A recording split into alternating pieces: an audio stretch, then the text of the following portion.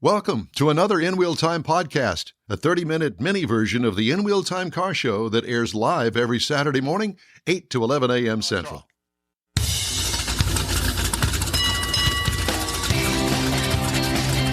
Like Elvis's Hawaiian concert. It's his birthday. It's the worldwide broadcast of the In Wheel Time car talk show. Did you like the way I melded that in there? Yeah. Just ahead, we're going to talk amongst ourselves, and we're also going to talk with Mike Quincy, Consumer Reports. And his blue suede shoes. I don't know whether Mike's got blue suede shoes, but we're going to find out. And we're going to talk about the reliability study that Consumer Reports has done. Should be interesting. Oh, boy. It is going to be interesting. I took a sneak peek. It's a good. It's a good. Yeah. So we're going to make some manufacturers probably angry at us. Hold my beer. Hold my beer. Watch this. So we thank you for joining us today. Good morning to you, and howdy, along with Mike out of this world Mars, King Conrad DeLong. We always need more Jeff Zekin. I'm Don Armstrong. Glad that you could join us on a beautiful Saturday morning here in the Houston, Texas area.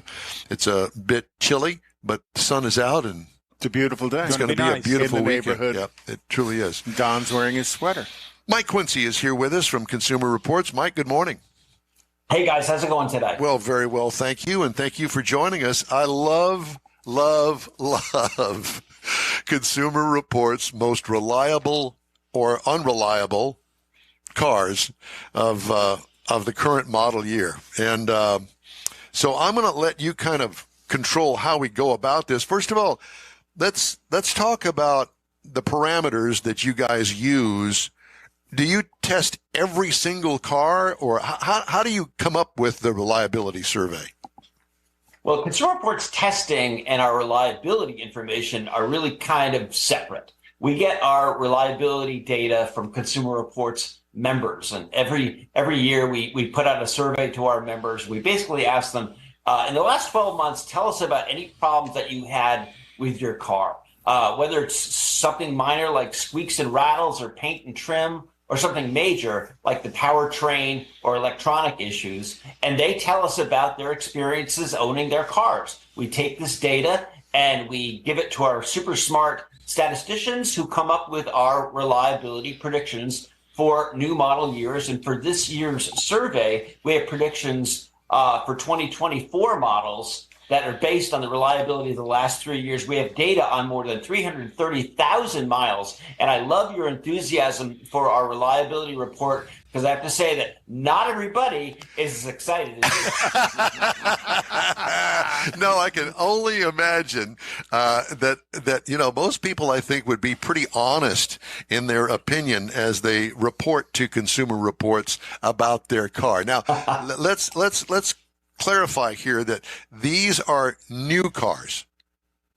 Correct. Okay. I mean, we have tons of data on used cars, because we have survey information for models from the 2000 model year up to 2023. So it actually, in some ways, it's even better if you're in the market for a used car, because we go way back. But right now we're just talking about new car predictions in terms of reliability. Gotcha. And how many people participated in this, your readers?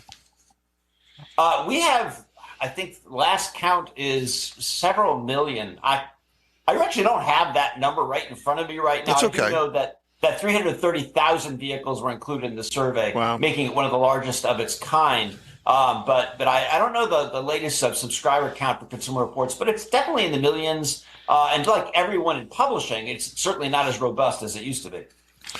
And what kind of questions are asked of these people that participate? Well, we asked them about problems with their cars. We were talking about problem areas like engine, electric motors, transmissions, every component that can affect the livability of a car. And we look at the data, and we look at sample sizes. And when you have a goodly number of people saying the same thing about the same component, about the same car, that gives you an idea that it is statistically relevant. That's easy for me to say. to come up with recommendations. Either this car is reliable or we predict it will not be reliable.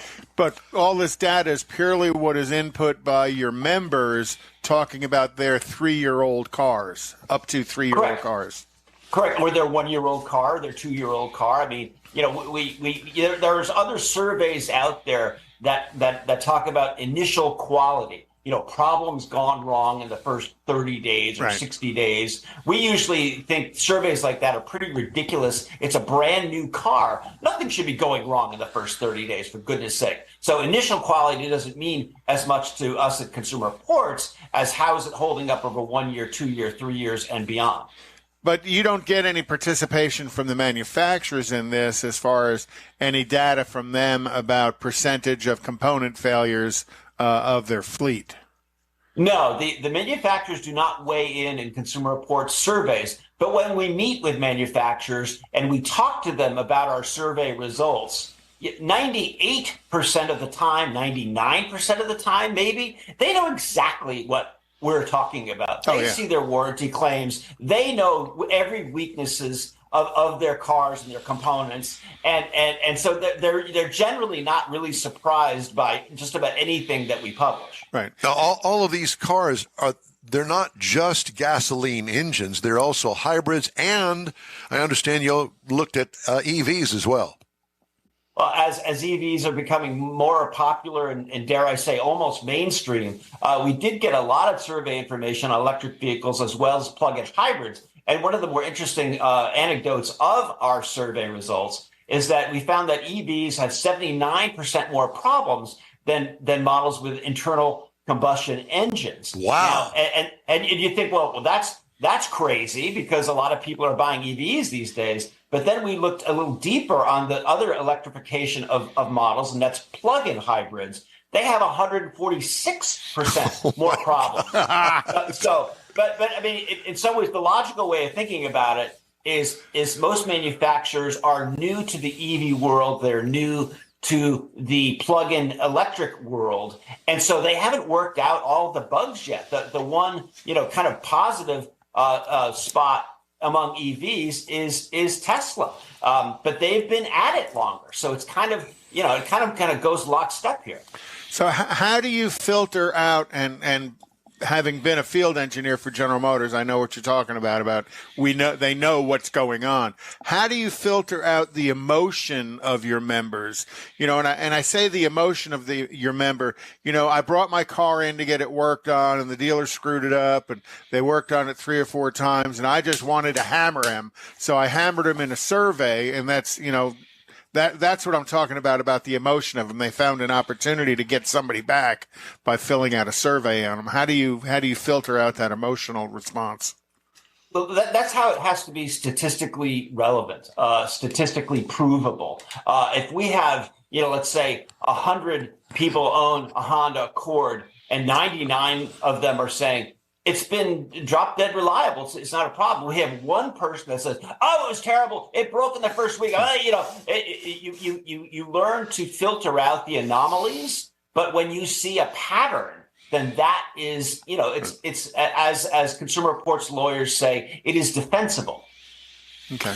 Now, as far as brands are concerned, that's fairly straightforward. Do you get down to the actual cars that the brands make? Oh, absolutely. Yeah, we look at reliability from a brand level as well as a model level, and sometimes even within the models there are trim lines that have certain options that will prove to be more problematic than others. Right. So that again helps us to further slice and dice the information to help people make a good buying decision. But yeah, the brand information is there's not a lot of surprises this year in terms of who is dominating for the most reliable models, and they're all they're mostly coming from Asia. We're talking about Lexus, Toyota, Honda, Subaru, Mazda, and Kia having the more reliable models. But one thing that's interesting is the Germans made a pretty good show this year with Mini Cooper, Porsche, and BMW also making the top 10. And how many years has Consumer Reports been doing this specific report? We have been doing automotive surveys, I believe, for about 60 plus years, but Consumer Reports as an organization has been in business since 1936. And how do you, having done this for so long, do you see kind of repeat offenses, you know, that one brand has substantially more transmission issues than another, another one has more suspension issues, and how do the manufacturers explain that over time? Well, that's a great question.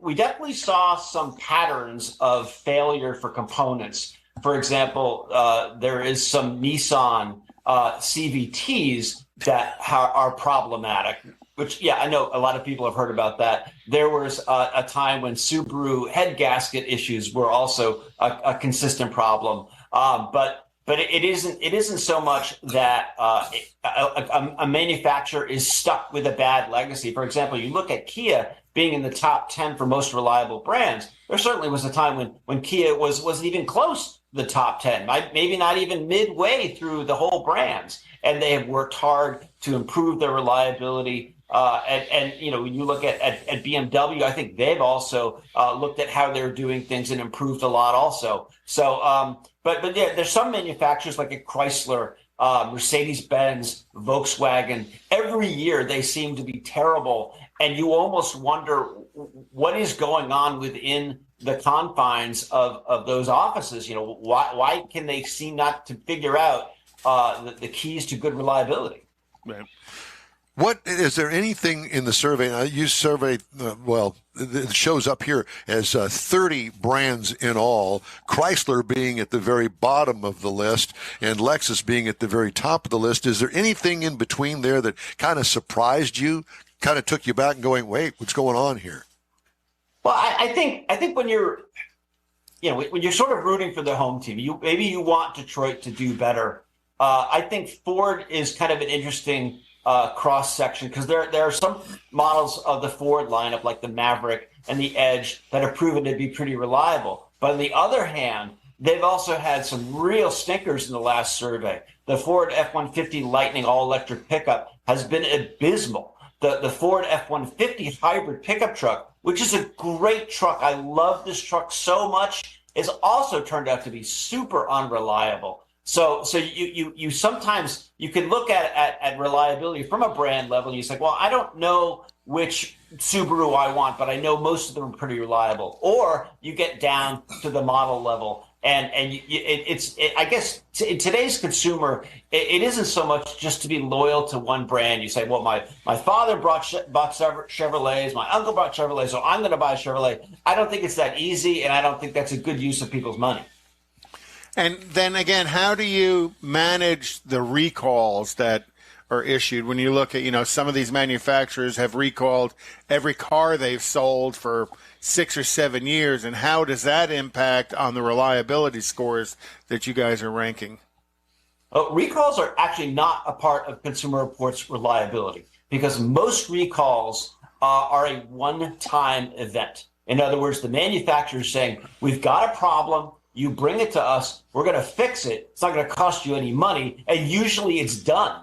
Now, you know, so that in and of itself is not a factor to make something unreliable. I mean, Okay. You think about how many millions of cars were affected by the Takata airbag recall. This is like a global thing. It doesn't mean that every car that has one of those defective airbags is a completely unreliable car, but you fix the airbag and you really don't have any issues. Okay.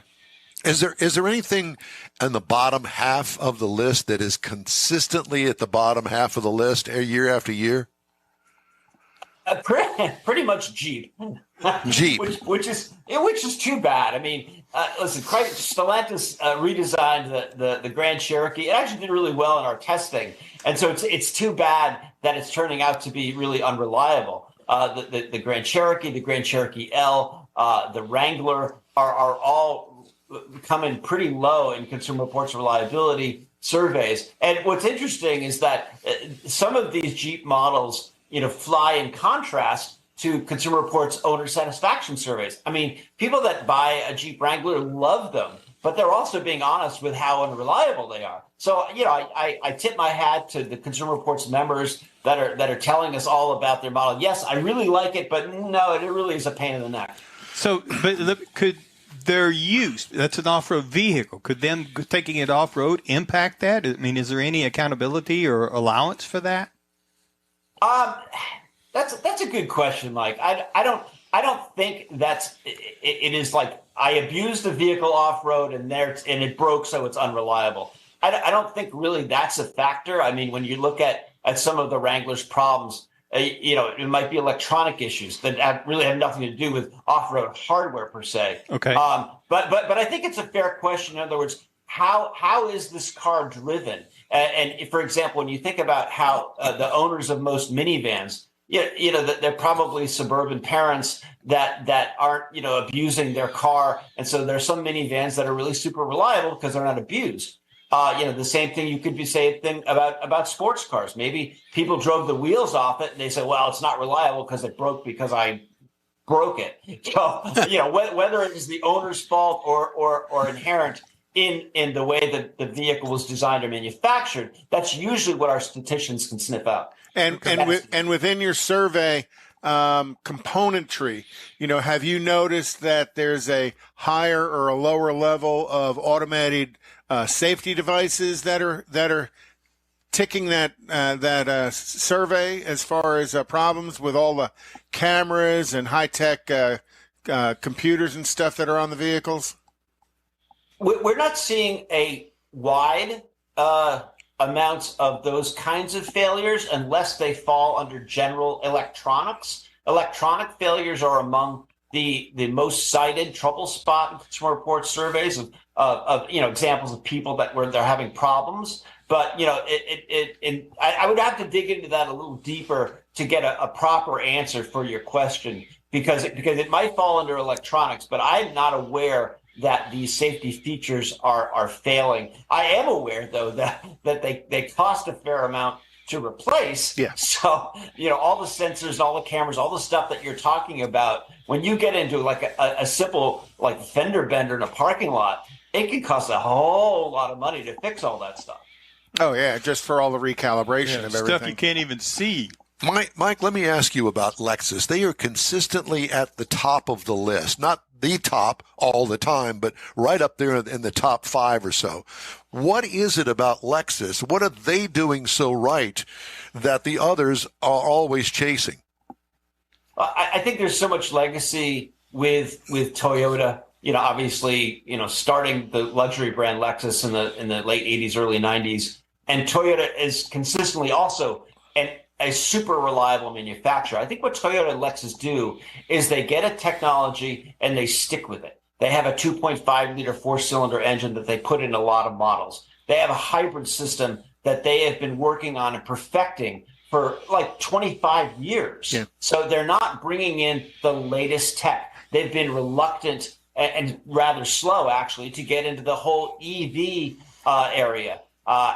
Because first of all, I don't think they see it as being very profitable, but also it's not in their expertise. So they're very slow to kind of embrace new technology, and most likely they're going to test it out in their home market before they bring it to the United States. The Prius was a thing in Japan before it came to the U.S., and over time that model has become just an incredible legacy of amazing reliability for what is a very complicated car. But Toyota has, gets their technology down and they generally stick with it.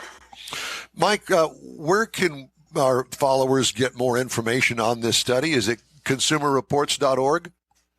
Consumerreports.org. And, if you're old school, we still sell magazines. We have Consumer Reports new and used car buying guides. You can check them out at your supermarket. If you can find a newsstand, it's also there. We do paper, but yeah, certainly the trend is all digital all the time. Well, we certainly appreciate you guys, and we love talking to you. And great survey, and this comes out once a year, does it not?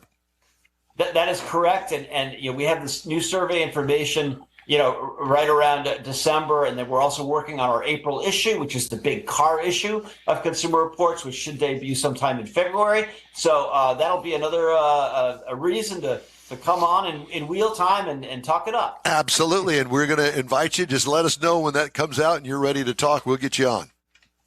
Thanks so much, guys. I really appreciate it. Thank you. Thank Mike you. Quincy, Consumer Reports in the Automotive Reliability Study. And they do such a great job because they're not influenced by advertising. Mm-hmm. It's just pure data that they supply information on. I really appreciate it. I respect it too. All right, time now for the events calendar here on In Wheel Time, and Conrad has events coming up. Well, Houston Cars and Cocktails at Sawyer Park Ice House in the Woodlands. Wait a minute, now that's a cruise in.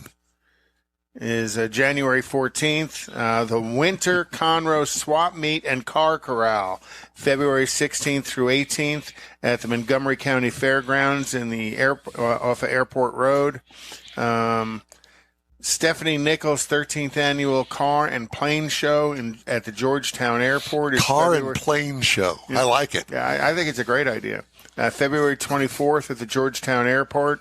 The 11th Annual Rouse Rock and Rides at Gupton Stadium is March 2nd. Gupton Stadium. The CCA Honda Acura at the Conclave in the Colleen Special Events Center is April 13th. January 14th is Savage Sunday Exotic Car Show in the Heights. So, you want to go see some. You edited that on the fly, didn't you? Which?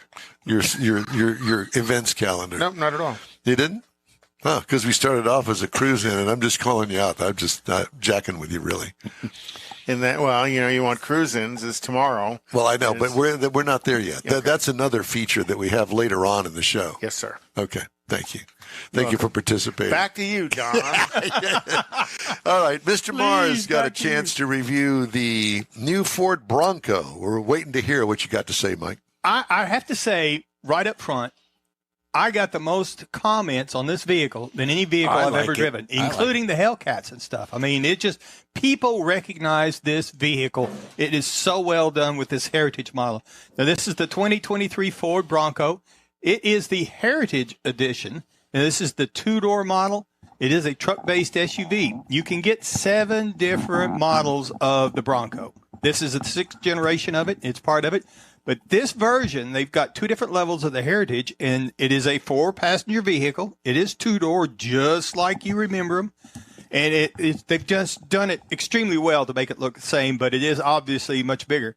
The one I had came with race red, so it had the white removable top, had the white grille, the white 17-inch wheels on it, and it just really well done. Had LED headlamps up front that are automatic high beams. The wheels are a 17-inch Oxford white aluminum wheel that's made to look like the old steel wheels. Just really nice looking. Now, when you get to the inside of this vehicle, again, this is a 4-passenger model. They don't even try and make it a 5. We had the plaid cloth seats. They're very supportive. The front buckets are heated. The split rear seats that fold are also folded in the plaid cloth. We had the 8-inch center stack in the front, and it was, it's always nice to have a little bit bigger, but this one was very good. And the dash on it, we had the white dash all the way across. It almost looks like it's plastic. It's not, but that's part of that Heritage look that goes with it. Now, we also had the 8-inch digital screen for the driver to have all the controls and all the information that the driver needs there. And locking glove box on it. We had the grab handles. One thing I wanted to note, the grab handle coming in off the passenger side, because it is set up, it is a lifted type vehicle. It's up on the console close to the center stack. It's a reach. It's not up on the pillar where you would think it would be like in a lot of Ford vehicles. So my wife found it a little inconvenient. It worked, but it would have been so much easier and better if it had been up there on the pillar. Now, up under the hood, we had the 2.3-liter EcoBoost, 300 horsepower, 325 pound-feet of torque. Now, there is a V6 option that will get you 330 horsepower. Main thing about the V6 is the 415 pound-feet of torque. Now, I drove this. We were backed by a 7-speed manual transmission. I think it's got more than enough power to go a any place you manual want. transmission. It took when I first got in it, it was dark and I wasn't looking, and I went down there and pushed on the brake and I hit the start button and it wouldn't start, and then I realized it was a manual, so I had to have the clutch, everything in. So it was very unusual to get into one that's new from the factory. So the EPA says you should be looking for 16 in the city, 18 on the highway, with combined about 17. I happened to get across 301.5 miles, 19.2 miles to the gallon in this thing. Not bad. And I was very impressed with that. And like I say, it has more than enough power. I don't really know why you would want Did you that rev it up V6? to like 7,000 RPM before you shifted it? Nah. No point. I mean, that's not what that vehicle's made for. But I wish there was some place around here where we could do a little rock crawling or something. The only thing we got is a little mud and a little sand. And again, I don't know why you would want a V6 in this vehicle. I think the inline 4 has got plenty of power. Now, driving this vehicle out on the road, it's got a little bit of noise. It's got a removable hard top on it. The doors are where you can take them all off, so there's a little more road noise, but it's a little bit heavier, and it's bigger, I think, than a lot of its competitors. So it rides surprisingly well with those 17-inch, those big, tall tires on it. That part of that's because it's got an independent front suspension, which helps with the steering and everything. Now, the pricing on it. Now, this is the Heritage model that we had is based on a mid-trim level. There is another one that's based on the upper top-of-the-line model. It'll cost you another $20,000-$25,000. But the base model for a Bronco, according to the press kit, because the Monroney doesn't have any pricing on this vehicle, pre-production type vehicle, but from the press kit, $34,245 is where you can start on a Bronco. Now, the one we're driving, the Heritage model, starts at $44,305, which really surprised me for what I was driving. The best I can tell, the Heritage model is going to start at about $49,000, trying to figure out what all was on it and what wasn't on it and put it in there. So sub 50 is what I would think. If you want the top-of-the-line model, it's $66,500, but that's based up there with the Raptor. The only real competitor I thought was applicable was the Jeep Wrangler, and I found a Sahara for $45,925, so about in that same range of $49,000-$50,000. And I think if you're looking, you really need to go look at this, particularly, like I say, if you like the old school Bronco. I liked it a lot. Definitely something. Well, I'll tell you that Ford loaned me one of those. It was a yellow with the white wheels and white top. I loved it, and I was very thankful that I got a chance to drive it from Chicago up to Wisconsin and back, and it was great. And I've already reviewed that, and I said the same thing.